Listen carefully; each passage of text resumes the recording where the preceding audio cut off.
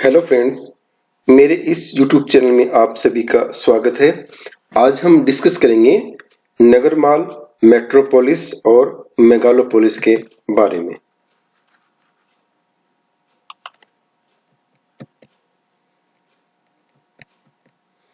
सबसे पहले हम देखते हैं नगरमाल कॉन्ट्रीब्यूशन के बारे में। सामान्य शब्दों में नगरमाल अथवा सन्नगर से तात्पर्य यह है कि जब नगर के बाहर की ओर जाने वाली सड़क मार्गों के सहारे फैली ग्रामीण भूमि पर नगरीय कार्यों का जमाव अथवा विस्तार एक पंक्तिबद्ध रूप से काफी दूर तक हो जाता है, तो इस प्रकार के विस्तार को नगरमाल अथवा सन्नगर कहा जाता है। अर्थात नगर के बाहर की ओर जो मुख्य सड़कें जाती हैं, उनके सहारे सहारे बिल्डिंग्स जो व्यावसायिक और गैर व्यावसायिक दोनों हो सकती हैं का निर्माण हो जाता है, तो इस प्रकार के विस्तार को नगरमाल अथवा सन्नगर के नाम से जानते हैं। नगरमाल शब्द की उत्पत्ति दो शब्दों से मिलकर हुई है। प्रथम लगातार, जिसका तात्पर्य है कंटिन्यूअस, तथा दूसरा नगरीय अर्थात अर्बन, जिसका अर्थ है लगातार नगरीय विस्तार तथा जमाव वाला क्षेत्र। इन शब्दों का विभिन्न विद्वानों ने अपने अपने दृष्टिकोण से अलग अलग अर्थ बताने का प्रयास किया है। शाब्दिक अर्थों में एक निश्चित क्षेत्र में लगातार रूप से नगरीय विकास का पाया जाना नगरमाल कहलाता है। यानी कि अलग अलग विद्वानों ने इसे अपने अपने तरीके से समझाने का प्रयास किया, लेकिन अगर हम सिंपल शब्द में कहें तो नगर के बाहर की ओर लगातार रोड के सारे जो नगरीय विकास है उसको हम नगरमाल कह सकते हैं। यहाँ पर ये एक महानगर है और दूसरा ये उपनगर है। इसके बीच में रोड के सारे ये नया नगरीय विकास जो है, बसावट जो है हो गई है, इसी को नगरमाल के नाम से जाना जाता है। नगरमाल शब्द अंग्रेजी के कॉन्ट्रीब्यूशन शब्द का हिंदी रूपांतर है, यानी कि इंग्लिश में इसको कॉन्ट्रीब्यूशन कहा जाता है। अंग्रेजी का कॉन्ट्रीब्यूशन शब्द प्रख्यात समाजशास्त्री पैट्रिक गैडिस ने सन 1915 में अपनी पुस्तक सिटीज इन एवोल्यूशन में सबसे पहले प्रयोग किया था। यानी कि जो पैट्रिक गैडिस थे, उन्होंने अपनी जो बुक थी सिटीज इन एवोल्यूशन में सबसे पहले 1915 में इस शब्द का प्रयोग किया। गैडिस ने मूलतः ऐसे विस्तृत नगरीय क्षेत्र को नगरमाल की संज्ञा दी थी जो पृथक पृथक कई विकासमान नगरों के सम्मिलन से बनता है। इसी प्रकार से फॉसेट के अनुसार नगरमाल वह क्षेत्र है जिसमें निवास स्थानों की सतत श्रृंखला होती है, यानी कि लगातार निवास स्थान जो है, बिल्डिंग जो है बने होते हैं तथा अन्य भवन नगरीय क्षेत्र के द्वारा एक दूसरे से पृथक नहीं होते, यानी कि जो दूसरे भवन हैं, बिल्डिंग से, वो भी नगरीय क्षेत्र से एक दूसरे से दूर नहीं होते हैं। यद्यपि नगरमाल के अंतर्गत कहीं कहीं ग्रामीण भूमि के ऐसे घेरे भी सम्मिलित कर लिए जाते हैं जिनमें खेती होती है, यानी कि बीच बीच में ऐसा क्षेत्र भी होता है जहां पर किसी भी तरह की बिल्डिंग्स नहीं होती है, किसी भी तरह का कोई नगरीय बसाव नहीं होता है, वहां पर लोग खेती करते हैं, तो ऐसे क्षेत्र को भी नगरमाल के अंतर्गत सम्मिलित किया जाता है। भारतीय जनगणना विभाग के अनुसार नगर समूह दो या अधिक नगरों को मिलकर बनते हैं, जो या तो एक लगातार पेटी के रूप में फैले हुए होते हैं या फिर एक दूसरे के समीप बसे हुए होते हैं। ये अलग अलग प्रशासन की विशेषता रखते हैं, यानी कि इसी प्रकार से जो भारतीय जनगणना विभाग है उसने भी इसको परिभाषित करने का प्रयास किया कि जो नगर समूह है वो दो या दो से अधिक नगरों को मिलकर बनते हैं, जो लगातार एक पेटी के रूप में, एक क्षेत्र के रूप में फैले हुए होते हैं और इनकी जो प्रशासनिक इकाई है वो अलग अलग होती है। इसी प्रकार से लेवी मुम्फोर्ड ने एक बहुत ही सिंपल साधारण एक परिभाषा दी है। एक बहुत बड़े नगर के बाहर की ओर सड़क के सहारे काफी दूर तक नगरीय विकास की प्रवृत्ति का पाया जाना नगरमाल कहलाता है। यानी कि नगर के बाहर की ओर जो रोड जारी है उसके सारे नगरीय विकास अर्थात जो बिल्डिंग्स बन जाती है उसी को नगर माल कहा जाता है। इसी प्रकार से जो ग्रिफिथ टेलर है उनके अनुसार नगर माल का अधिक निश्चित अर्थ न्यूनाधिक रूप से समान महत्वपूर्ण अनेक नगरों का परस्पर संयोजन, यानी कि उन्होंने कहा है कि जो समान महत्व वाले जो अलग अलग नगर है उनका आपस में जोड़ना है वो ही नगर माल है। यूरोप में नगर माल का सर्वोत्तम उदाहरण उत्तर पश्चिम जर्मनी का रूहर क्षेत्र है। इस क्षेत्र में अनेक नगरों के उदय का मुख्य कारण कीमती काले कोयले की गहरी पट्टी का होना है। इनके जो ग्रिफिथ टेलर है उन्होंने जो जर्मनी का रूहर क्षेत्र है उसका एग्जाम्पल भी दिया है।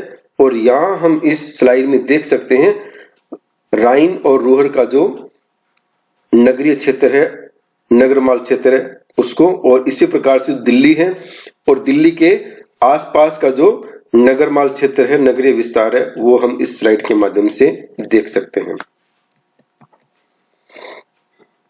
इसी प्रकार से ए स्मेल्स ने अपनी पुस्तक द ज्योग्राफी ऑफ टाउन्स में नगरमाल के विकास को 3 प्रकार से विभाजित किया। इनकी जो आर्थर ई स्मेल्स है उन्होंने नगरमाल के जो विकास की 3 अवस्थाएं जो है वो बताई है। पहली अवस्था है नाभिकीय या एकल केंद्रीय नगरमाल, यूनिन्यूक्लियर। इससे तात्पर्य है जिस नगरमाल की उत्पत्ति एवं विकास के लिए एक ही नगरीय केंद्र मुख्यतः उत्तरदायी होता है तो उसे नाभिकीय या एकल केंद्रीय नगरमाल कहते हैं। मुंबई, लंदन, पेरिस, सिडनी आदि इसके प्रमुख उदाहरण हैं। तो यहाँ यूनिन्यूक्लियर से तात्पर्य है ये एक महानगर है और इसके बाहर की ओर जो रोड जारी है उसके सारे नगरीय विकास हो गया, तो इसको कहा जाता है एकल केंद्रीय नगरमाल या यूनिन्यूक्लियर नगरमाल। इसी प्रकार से दूसरा उन्होंने बताया द्विनाभिकीय या द्विकेंद्रीय नगरमाल, बायोन्यूक्लियर।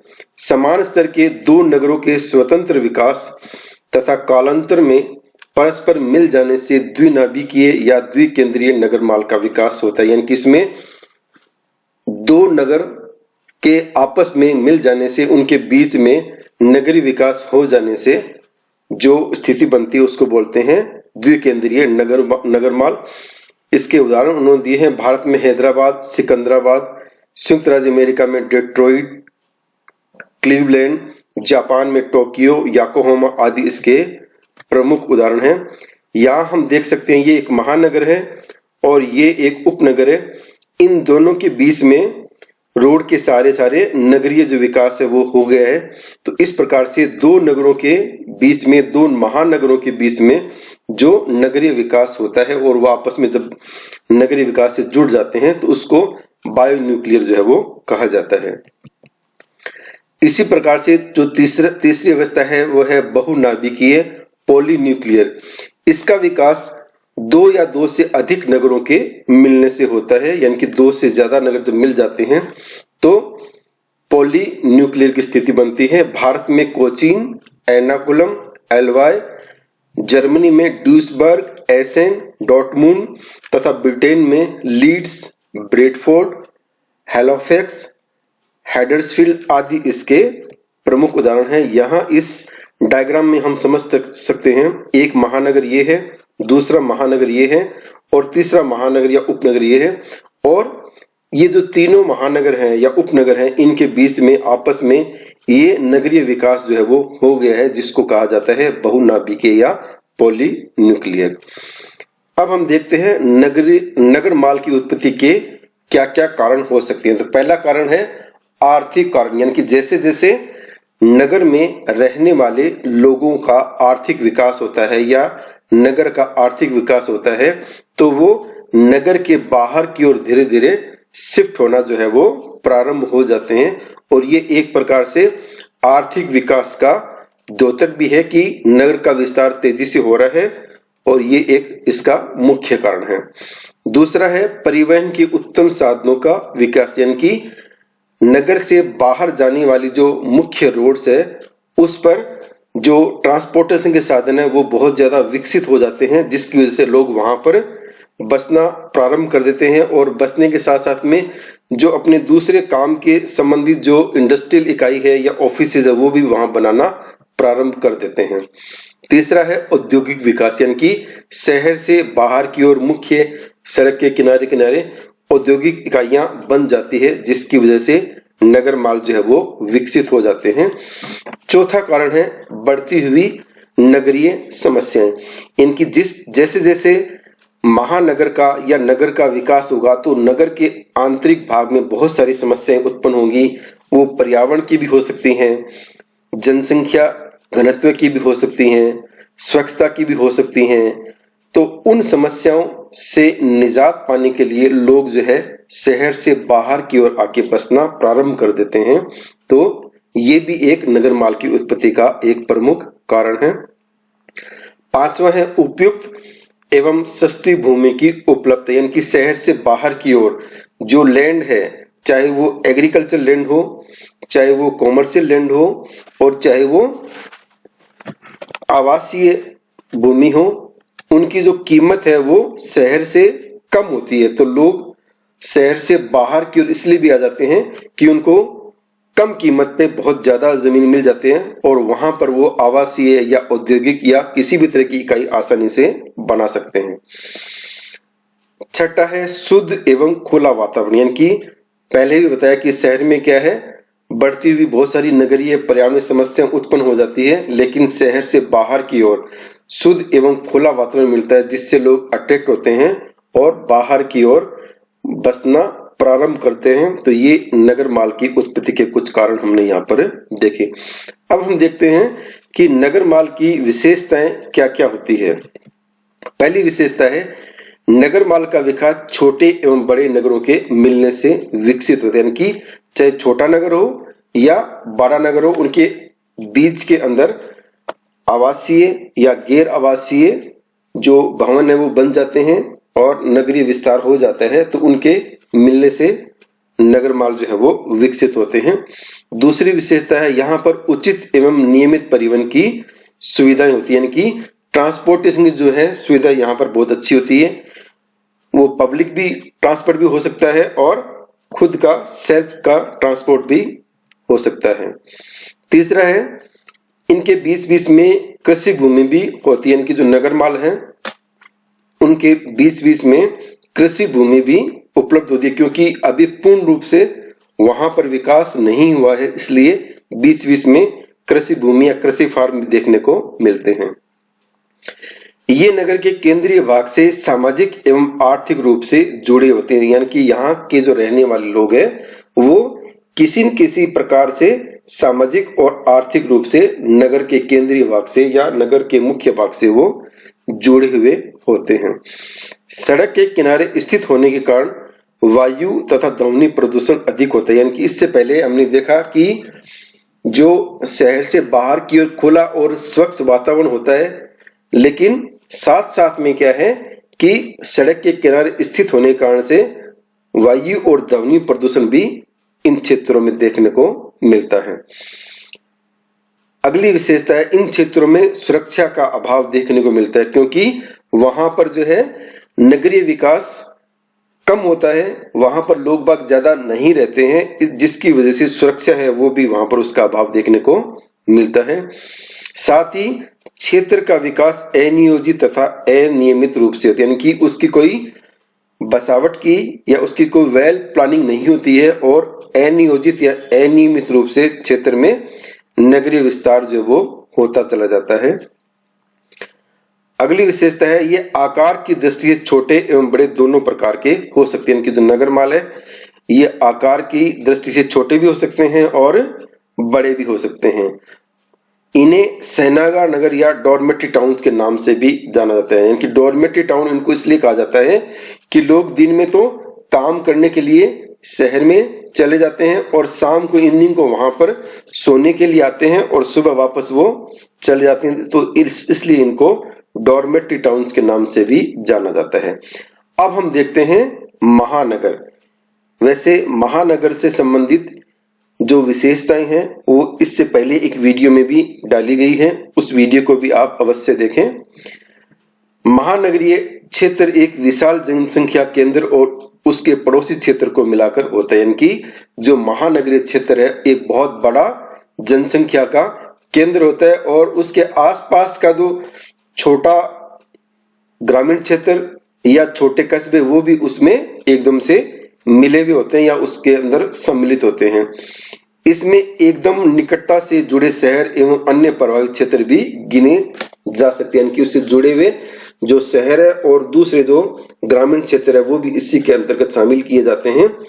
इसमें सबसे बड़े शहर के नाम से ही इस क्षेत्र के नाम को जाना जाता है। यानी कि जैसे फॉर एग्जाम्पल दिल्ली है, अब दिल्ली के आसपास का जो क्षेत्र है वो भी दिल्ली एनसीआर में सम्मिलित कर लिया गया है, लेकिन उसको अभी भी दिल्ली के नाम से ही जाना जाता है। भारत के संविधान का 74वां संशोधन अधिनियम 1992 महानगरीय क्षेत्र को परिभाषित करता है, जिसके अंतर्गत 10 लाख या उससे अधिक की जनसंख्या वाला एक क्षेत्र जिसमें एक या एक से अधिक जिले शामिल हैं और 2 या अधिक नगर पालिकाओं या पंचायतों या अन्य क्षेत्रों से मिलकर बनता है। यानी कि 1992 के भारत के 74वें संशोधन में यह स्पष्ट किया गया कि ऐसे कोई नगर जिसकी जनसंख्या 10 लाख होगी और उसमें एक से ज्यादा जिले या नगर पालिकाएं सम्मिलित होगी उसको महानगर जो है वो कहा जा सकता है। इसी प्रकार से आगे चलकर इसमें कुछ संशोधन हुआ और भारत में जनगणना आयोग ने महानगरीय क्षेत्र को परिभाषित इस प्रकार से किया है, यह वो क्षेत्र होते हैं जिनकी जनसंख्या 40 लाख से अधिक होती है। इनमें ये 6 शहर वर्तमान में भारत में आते हैं: मुंबई, दिल्ली, चेन्नई, कोलकाता, बेंगलुरु और हैदराबाद। महानगर में बड़े बड़े उद्योगों तथा व्यवसाय के केंद्र होते हैं और साथ ही यह क्षेत्र जो है राजनीति का भी मुख्य केंद्र होता है। 19वीं शताब्दी में विश्व का सबसे पहला जो महानगर है वो लंदन बना। यानी कि जो लंदन है वो 19वीं शताब्दी में ही महानगर जो है वो बन चुका था। औद्योगिक विकास तथा परिवहन के साधनों के विकास के कारण 20वीं शताब्दी के अंत तक विश्व में महानगरों की संख्या 300 से भी अधिक हो गई। यानी कि जैसे जैसे विश्व में इंडस्ट्रियल डेवलपमेंट हो रहा है, ट्रांसपोर्टेशन साधनों का विकास हो रहा है, वैसे वैसे क्या है महानगरों की संख्या भी तेजी से बढ़ती जा रही है और 20वीं शताब्दी के अंत तक जो लगभग 300 से भी अधिक जो महानगर है, मेट्रोपॉलिटन सिटी है, वो बन चुके थे। 20वीं शताब्दी के मध्य में 1 करोड़ से अधिक जनसंख्या वाले नगर भी विकसित हुए जिन्हें करोड़ी नगर या मेगा सिटी कहा जाता है। यानी कि महानगर या मेट्रो सिटी से आगे चलते हैं हम मेगा सिटी की ओर। मेगा सिटी से यहां तात्पर्य है जिसकी जनसंख्या 1 करोड़ से अधिक हो, उसको कहा जाता है मेगा सिटी। 1950 में न्यूयॉर्क विश्व का प्रथम मेगा सिटी बना। यानी कि जो न्यूयॉर्क है यूएसए का, ये 1950 में ही मेगा सिटी बन चुका था। यानी कि उसकी जो जनसंख्या है वो 1 करोड़ को पार कर चुकी थी। इसी प्रकार से जो यूनाइटेड नेशंस है उसने भी मेगा सिटी के बारे में परिभाषित किया है कि जो अर्बन एग्लोमरेशन यानी कि नगर और उसके आसपास का क्षेत्र है वो वहां पर 10 मिलियन की जनसंख्या उसे मेगा सिटी जो है वो कहा जा सकता है। यहां पर ये जो वर्ल्ड के अलग अलग जो महाद्वीप है उसमें मेगा सिटी उनकी संख्या, उनकी लोकेशन जो है वो दिखाई गई है कि किस प्रकार से वर्ल्ड में मेगा सिटी की जो जनसंख्या है वो 2011 में थी और अब 2025 में जो है उनकी जो जनसंख्या है मेगा सिटीज की वो बढ़कर कितने % प्लस हो जाएगी।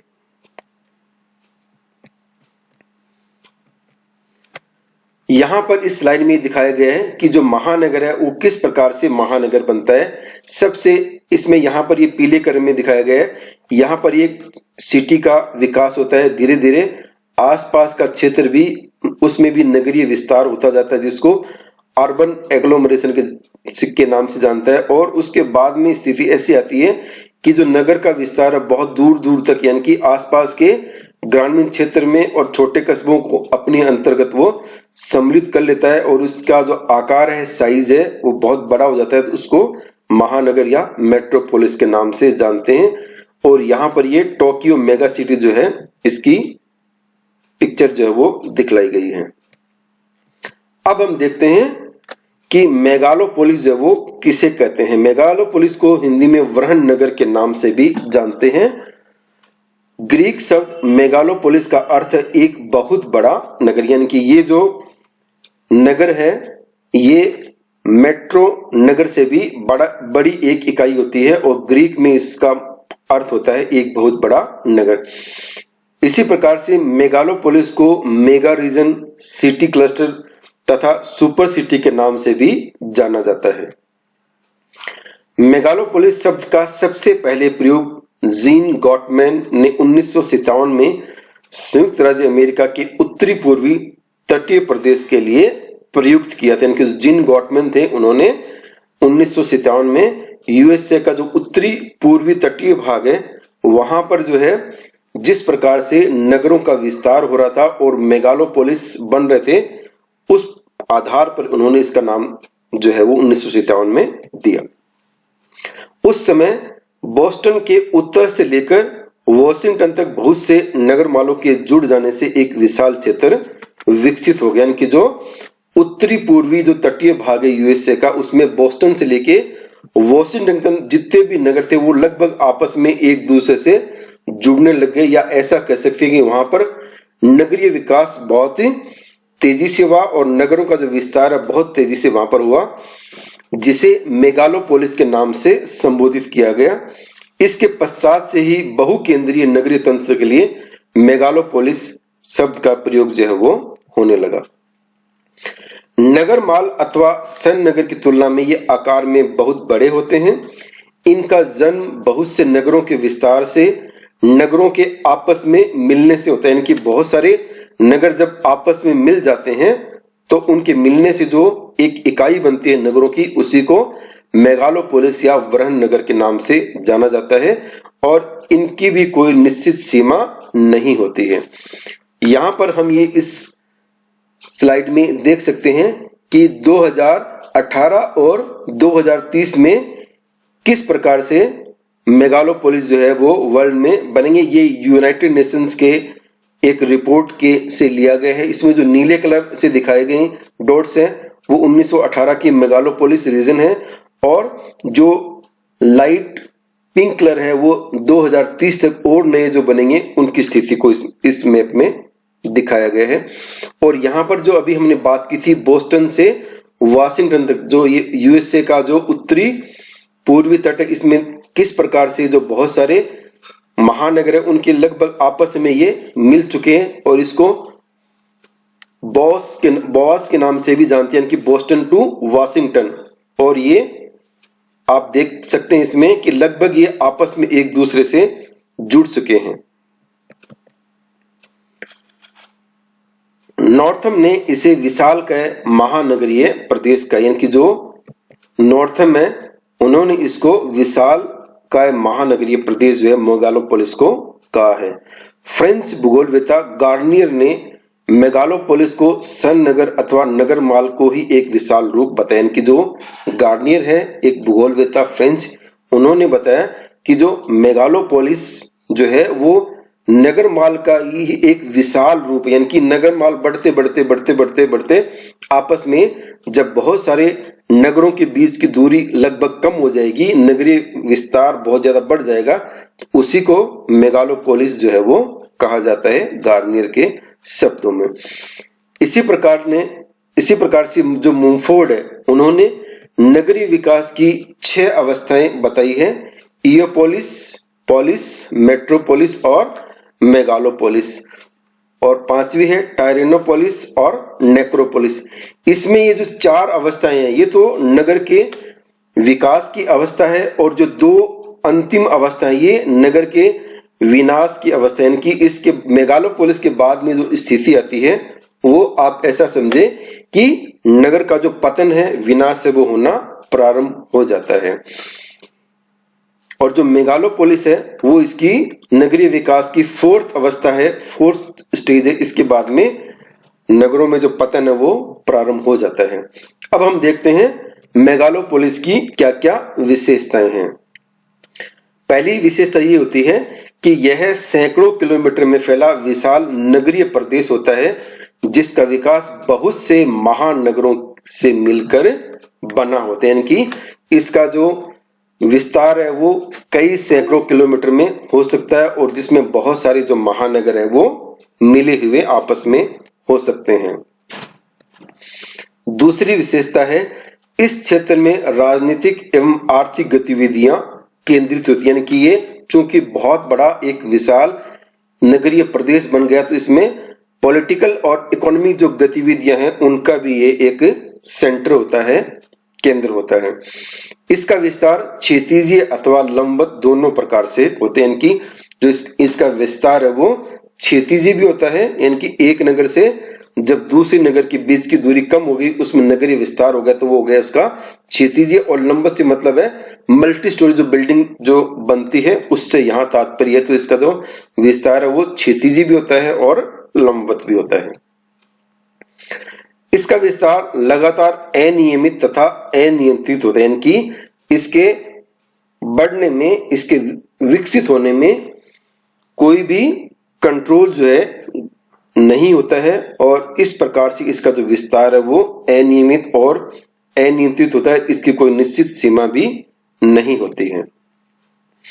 ये क्षेत्र राष्ट्रीय एवं अंतर्राष्ट्रीय महत्व के व्यापारिक एवं वाणिज्य केंद्र भी होते हैं। यानी कि जो मेगालोपोलिस है ये एक विशाल नगरीय प्रदेश है। ये नेशनल और इंटरनेशनल लेवल के जो व्यापारिक गतिविधियां हैं उन और वाणिज्यिक गतिविधियां उनका भी ये केंद्र होता है। क्षेत्र में लगातार नगरीकरण इसकी प्रादेशिक विशेषता होती है। यानी कि जो पूरा क्षेत्र है उसमें लगातार जो है अर्बनाइजेशन होता रहता है और ये इसकी एक रीजनल जो विशेषता होती है।